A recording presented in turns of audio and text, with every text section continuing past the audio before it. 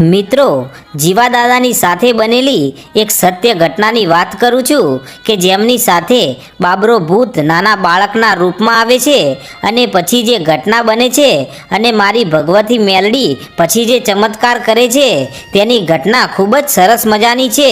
તો મિત્રો, આ બનેલા ઇતિહાસને ચાલો વિસ્તારથી જોઈએ।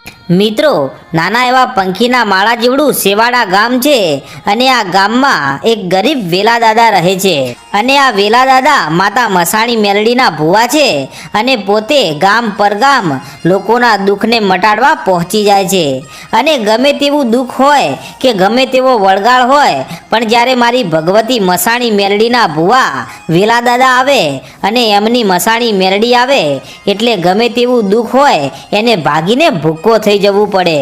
અને મિત્રો, એક દિવસ વેલા દાદા પોતાના ગામથી બીજા ગામ કોઈ માતાજીના કામ અર્થે જાય છે ત્યારે તે સમયે પાકા રોડ હતા નહીં અને કોઈ પણ પ્રકારના વાહન વ્યવહાર પણ હતા નહીં અને રેતવાળા રસ્તા હતા અને આજુબાજુ ઝાડીઓ હતી અને આ વેલા બાપા બાજુના ગામથી પોતાનું કામ પૂરું કરી અને જ્યારે પાછા ફરી રહ્યા હોય છે ત્યાં તેમને રસ્તામાં જ સાંજ પડી જવા આવી છે અને બાપાને ખબર પડી ગઈ કે હવે મારા ગામ સુધી આજે હું પહોંચી નહીં શકું અને અંધારામાં ઠોકરો ખાઈશ એના કરતાં ક્યાંક સારો એવો નેહડો આવે તો ત્યાં જ રોકાઈ જવું અને સવારે વહેલા નીકળી જઈશ।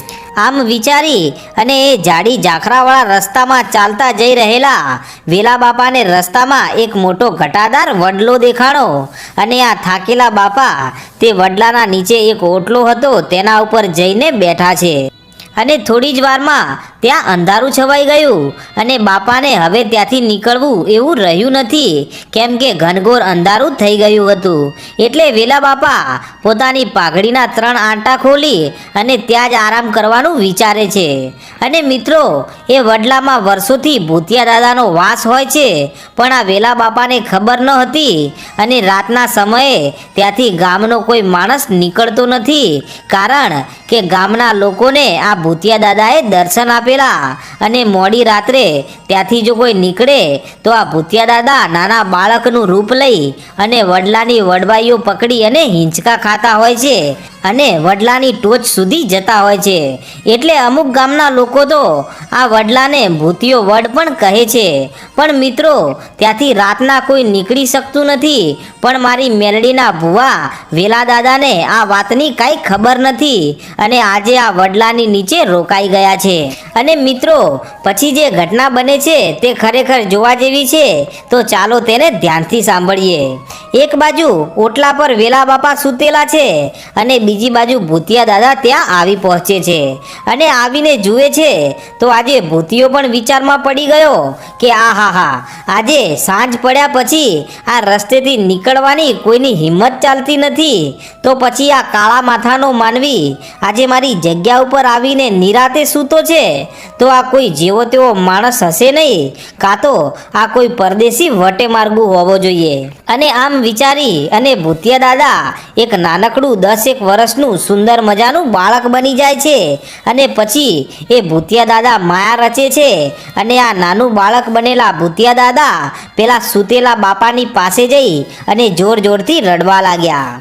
ત્યારે બાળકના રડવાનો અવાજ સાંભળી અને વેલા બાપા જાગ્યા અને જાગીને જુએ છે તો એક 10 વર્ષનું બાળક રડી રહ્યું છે। ત્યારે વેલા બાપા તેને પોતાના પાસે બોલાવે છે અને પૂછે છે કે હે દીકરા, કોણ છે તું અને આમ રડે કેમ છે? પણ મિત્રો, આ વેલા બાપાને ખબર નથી કે આ ભૂતિયો છે અને એમના મનમાં એમ કે આજુબાજુના કોઈના નેહડો હશે અને એ નેહડામાંથી આ બાળક રમતું રમતું આ બાજુ આવી ગયું હશે।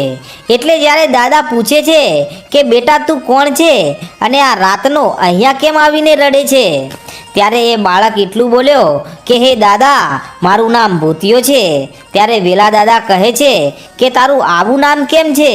ત્યારે ભૂતિયા દાદા કહે છે કે હે દાદા, બાળપણમાં જ મારા મા ને બાપ ગુજરી ગયા અને અડધી રાતે કે દિવસે મને જ્યારે પણ ભૂખ લાગે ત્યારે હું કોઈ પણના બારણા ખખડાવું છું અને આમ જ્યારે હું કોઈના અડધી રાત્રે આમ રોટલી માટે બારણા ખખડાવું ને ત્યારે લોકો મને કહે છે કે અલ્યા ભૂતિયાની જેમ આમ અડધી રાતે શું બીવડાવે છે અને આમ આખું ગામ મને ભૂતિયાના નામે જ બોલાવે છે.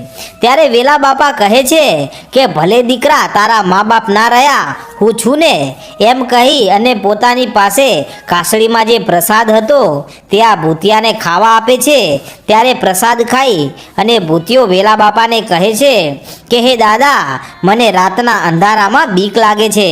ત્યારે વેલા બાપા માથાનું ખેસ ખોલી અને બંને જણા ઓઢી અને સૂતા છે. અને આમ એ વેલા બાપાના ખોળામાં ભૂતિયા દાદા સૂતેલા છે. પણ વેલા બાપાને ખબર નથી કે આ બાળક એ ભૂતિયા દાદાની લીલા છે.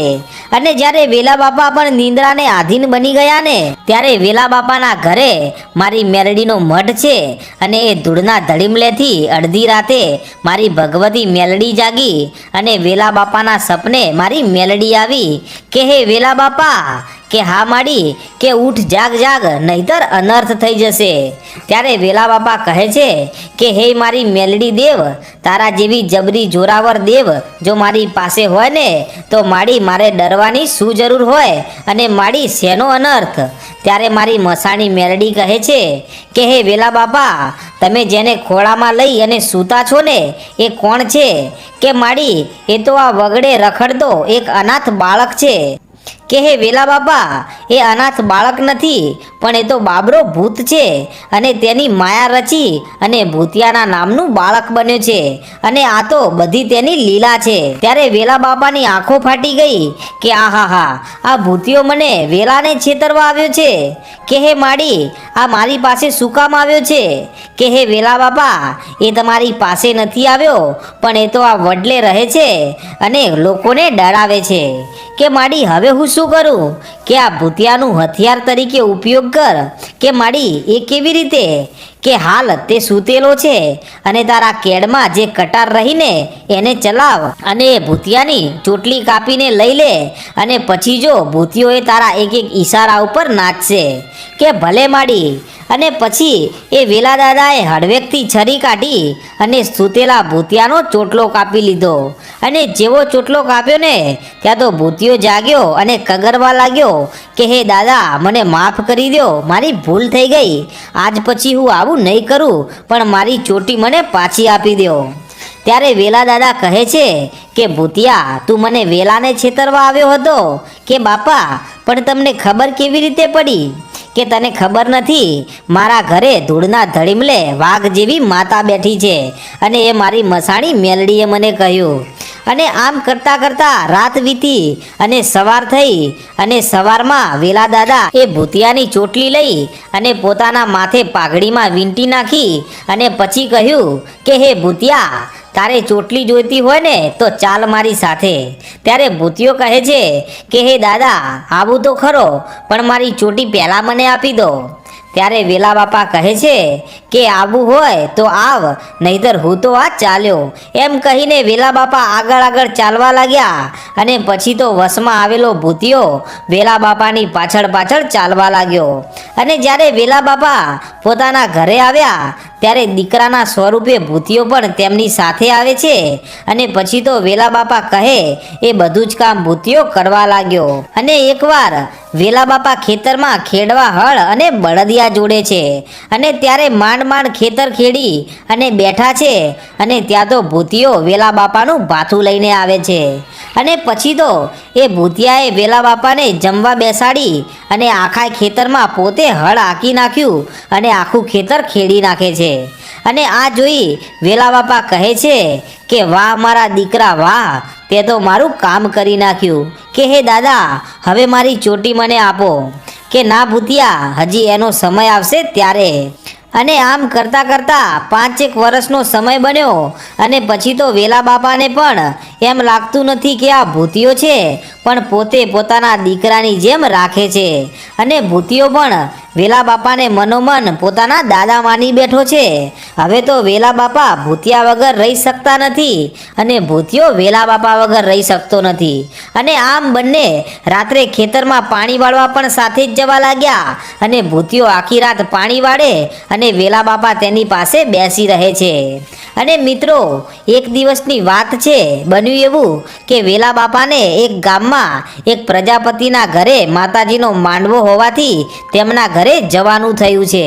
ત્યારે ભૂતિયો પણ દાદાની સાથે જવાની જીદ કરે છે। ત્યારે દાદા કહે છે કે હે ભૂતિયા, તારે ત્યાં આવવું નથી અને તું ત્યાં આવીશ ને તો અડપલા કર્યા વગર રહીશ નહીં।